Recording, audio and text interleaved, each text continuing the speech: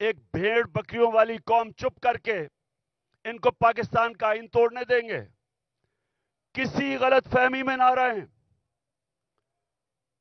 ساری قوم کا فیصلہ ہے کہ وہ پاکستان کے آئین کے ساتھ کھڑے ہیں. اور چیف جسٹس کے اوپر جس طرح کا پریشر ڈالا جا رہا ہے، جس طرح اس کے خلاف پروپیگنڈا کر رہا ہے یہ مافیا، جو ججز کے خلاف پروپیگنڈا کر رہا ہے، میں آج یہ مافیا کو بتانا چاہتا ہوں کہ ساری قوم اس ملک کے آئین اور اس ملک کے ججز کے ساتھ کھڑی ہے جو آئین کے ساتھ کھڑے ہیں. اور میں آج اناؤنس کر رہا ہوں کہ انشاءاللہ اگلے ہفتے سے میں جلسے کروں گا، شروع کروں گا ادھر سے، اور 14 مئی تک اٹک تک جلسے کروں گا. میں پبلک میں نکلوں گا، عوام کو تیار کروں گا، اور عوام کو تیار کروں گا کہ ہم کسی صورت یہ جو 2 کیئر ٹیکر پنجاب میں گورنمنٹ اور پختونخوا میں جن کا مدت ختم ہو چکی ہے، ان کی کوئی قانونی حیثیت نہیں ہے، ان کا جواز آج بالکل غیر قانونی ہے، تو ہم ڈیمانڈ کریں گے کہ ہمیں الیکشن دیے جائیں. پنجاب کا الیکشن اناؤنس ہو چکا ہے، اس کی کیمپین شروع کر رہا ہوں. پختونخوا کے لیے ہم ہائی کورٹ میں، ہم سپریم کورٹ میں جائیں گے. وہاں کے لوگوں کے لیے بھی الیکشن چاہتے ہیں، کیونکہ 70% پاکستان میں عوام کی کوئی نمائندگی نہیں ہے.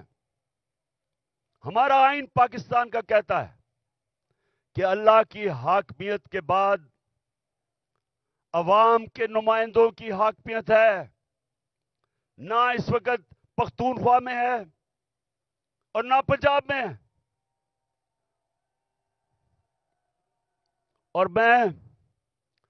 میں آج ایک اور بات کہنا چاہتا ہوں کہ اگر یہ حکومت چلتی گئی، انہوں نے ملک کا دیوالیہ نکال دیا ہے، ملک کی تاریخ کی سب سے زیادہ مہنگائی کی ہے. آج 3 گنا مہنگائی ہے.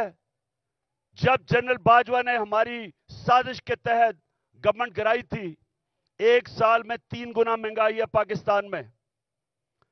آج سن لو ذرا سارے پاکستانیوں، آپ کے بینک میں 1 سال پہلے جو 100 روپیہ تھا، آج وہ اس کی صرف خریدار کی قوت 62 روپیہ رہ گئی ہے. اور اگر جس کو کہتے ہیں جو ہر انسان استعمال کرتا ہے، جس کو سینسٹو پرائس انڈیکس کہتے ہیں، اس میں اگر 100 روپیہ تھا تو آج صرف 52 روپے رہ گئے. یعنی کہ تقریباً آدھا پیسہ ہو گیا آپ کا 1 سال کے اندر، جب سے یہ امپورٹڈ کرپٹ لوگوں کی حکومت آئی ہے، این آر او والی حکومت آئی ہے. تو جب انہوں نے ملک کا دیوالیہ نکال دیا، تاریخی قرضے لے لیے، مہنگائی میں لوگ ڈوب رہے ہیں، فیکٹریاں، انڈسٹری بند ہو رہی ہے، بے روزگاری بڑھ رہی ہے، اور اس کے علاوہ دنیا میں پاکستان ذلیل ہو رہا ہے. جو بلاول بھٹو ہندوستان گیا ہے، جس طرح کا وہاں رویہ ہندوستان کے فارن منسٹر کا تھا، یہ ہم سب کے لیے شرمندگی کا باعث ہے. سوال یہ پوچھتے ہیں کہ ساری دنیا کے چکر لگا رہے ہو بلاول بھٹو، پہلے بتاؤ جانے سے پہلے آپ یہ کسی سے پوچھتے ہیں کہ جب آپ ایک ملک کا پیسہ خرچ کر رہے ہیں، ڈالر خرچ کر رہے ہیں ٹرپس پہ، تو اس کا فائدہ اور نقصان کیا ہوگا؟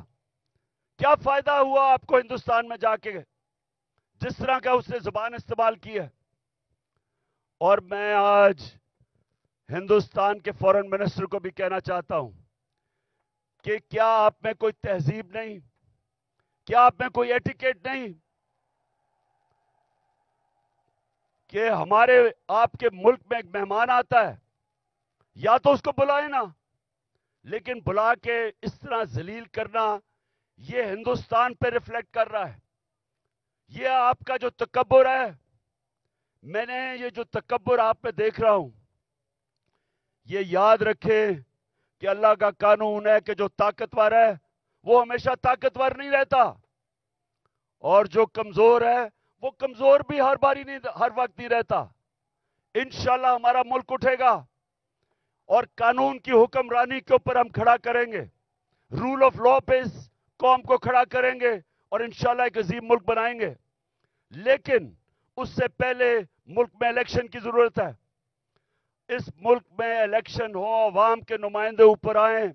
یہ جو گھس بیٹھی ہے سازش کے تحت، پیسے چوری کے پیسے سے لوگوں کو خرید کے، اور یہ جو اوپر آ کے بیٹھے ہیں، یہ جب تک ہے ملک نیچے جاتا رہے گا.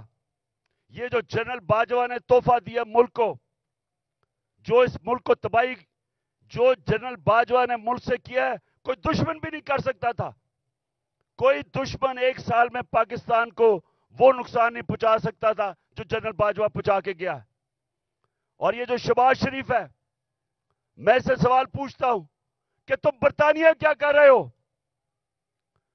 تم جو برطانیہ چلے گئے ہو، آپ کے پاس ٹائم اتنا زیادہ ہے؟ کیا آپ کو پتا نہیں کہ یہاں 2 دن پہلے 6 ہمارے فوجی شہید ہوئے؟ 7 پارا چنار میں ٹیچر کو انہوں نے گولیاں ماری. مہنگائی تاریخی ہے. ان حالات کے اندر تم کیسے ملک چھوڑ کے وہاں چلے گئے؟ کیونکہ پیسہ تمہارا باہر پڑا ہے، بھائی تمہارا مفرور باہر بیٹھا ہوا ہے، بزنسز آپ کی باہر ہیں، بچے آپ کے باہر ہیں. آپ کی بزنسز، بچے، آپ کے علاج، سب کچھ ملک سے باہر ہے. تو ملک صرف پیسہ بنانے کے لیے آتے ہیں.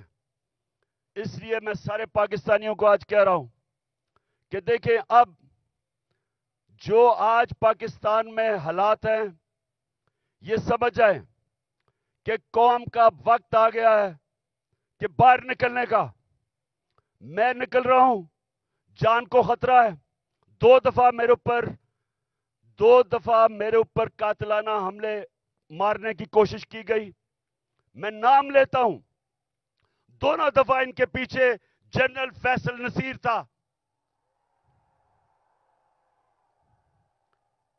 مجھے بھی اس نے مارنے کی کوشش کی، اور یہ پیچھے تھا جو تشدد ہوا اعظم سواتی پہ، اس کے پیچھے بھی یہی تھا. ارشد شریف کے قتل کے پیچھے بھی یہی تھا. اور مجھے نہیں سمجھ آ رہی کہ ایک بلاول بھٹو کے کہنے پہ جنرل باجوہ نے کراچی کے اندر ایک سیکٹر انچارج ISI کا تبدیل کر دیا. ہم یہاں 1 سال 8 مہینے سے اس آدمی کا ظلم سہ رہے ہیں. کیوں نہیں اوپر خبر جا رہی کہ جناب یہ ملک کو نقصان پہنچ رہا ہے؟ یہ جو حرکتیں کر رہا ہے، یہ کوئی آدمی نہیں کر سکتا جو اس ملک سے پیار کرتا ہے. ہمیں ایسے کیا جا رہا ہے جس طرح ہم کوئی دشمن ہے. تو میں آج کہہ رہا ہوں کہ یہ آگے کچھ ہوا، میں نکلنے لگا ہوں. میں جلسے کروں گا اگلے ہفتے سے 14 مئی تک، میں جلسے کروں گا. کچھ مجھے ہوا، ساری قوم کو کہہ رہا ہوں کہ جنرل فیصل نصیر کا نام یاد رکھ لو، یہ ذمہ دار ہوگا. اور میری قوم، جس طرح آج آپ سارے نکلے ہیں گاؤں میں، محلوں میں، جس طرح اپنے آئین کے ساتھ کھڑے ہوئے ہیں، اور جو چیف جسٹس آئین کے ساتھ کھڑا ہے جس طرح اس کے ساتھ کھڑے ہوئے ہیں، میں آج آپ کو سلام پیش کرتا ہوں. آپ ایک زندہ قوم بن گئے ہیں.